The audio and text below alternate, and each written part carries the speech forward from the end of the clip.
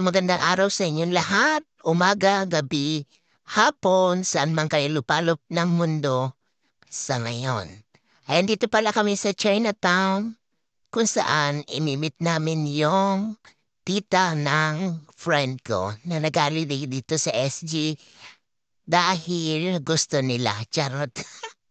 Sila po ay mga senior na kaya tingnan natin kung ano ang ating kaganapan ngayon. Hapon. Charot.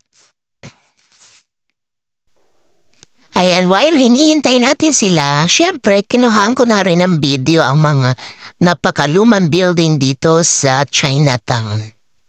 Ayan, at nakasakay na kami para ng taxi na hindi namin namamalayan dahil medyo mahaba-haba rin ang aming biyahe. Maybe almost 30 minutes, like that. I'm not sure kung gaano kahaba yung biyahe namin. And dahil habang nasa taxi kami, kumuha na rin ako ng video for the content. Dahil nasa unahan ang peg nyo, ang lola nyo. Ayan, kinuhaan na natin ang video ang ating daan. Ayan pa, ano siya, expressway? Ayan. Maraming kotse, syempre, at traffic nga pala sa kabila kasi pinakita kami accident. Ayan, mild accident man lang naman, kaya lang nabubulot tuloy ako. Kaya ang tawag doon? Napaka-irritable na sa kanila kahit konting lang yan, kahit konting traffic dahil napaka-importante ng oras sa kanila, lalo na kung nagta-travel sila, okay? Ayan, at malapit na kami at heto na kami sa aming lokasyon. Dito lahat makikita mo ang mga hayop. Mga animals ba? Huwag kayong dyan. Tinignan ko pala yung mga nakadikit na yan. Na, siya, ang ganda. Kahoy siya, kahoy. Tingnan nyo, napaka-wonder na mga ginagawa nila dito. At ayan na sila sa unahan, naglalakad-lakad na sila. At ako habang naglalakad, syempre, for the content, ang peg. Ayan, first time ko dito actually.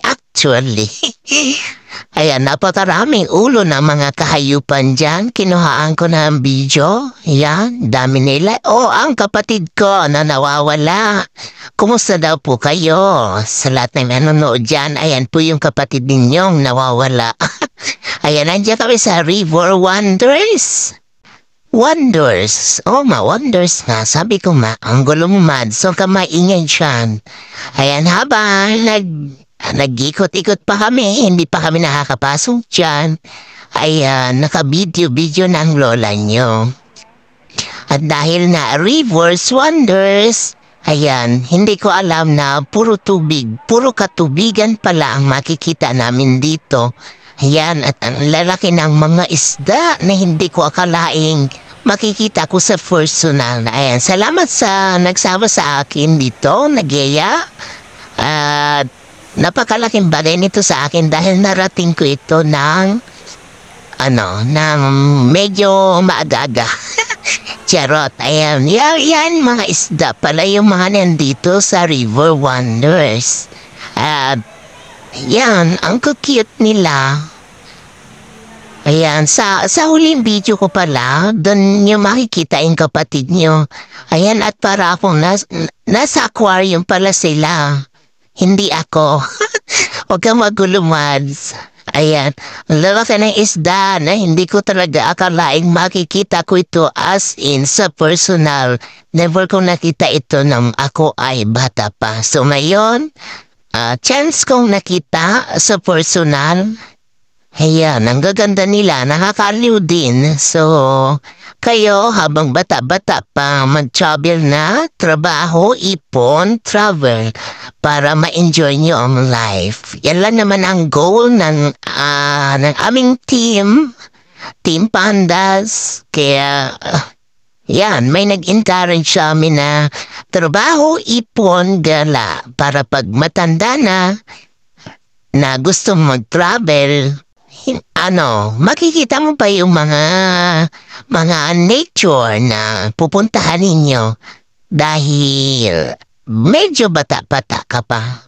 And kung magta-travel kayo na matanda na kagaya nung kasama namin, hindi nyo na ma-enjoy for sure.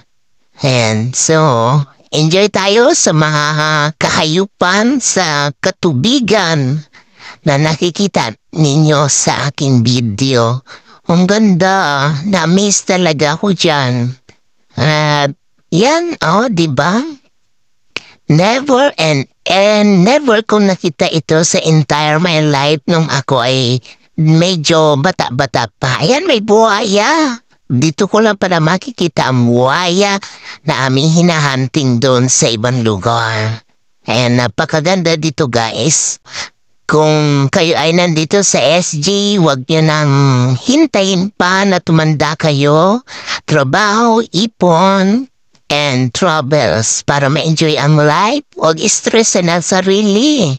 Ayan, ang daming isda.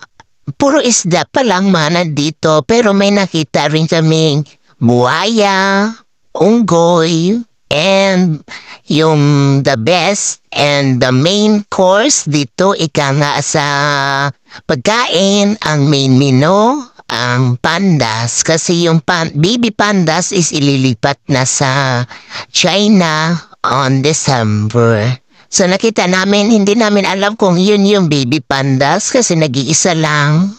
Ayan, inabot na ako ng ending at yung outro ko. Ayan, minute ko na para makapagkwento pa tayo. Paalam!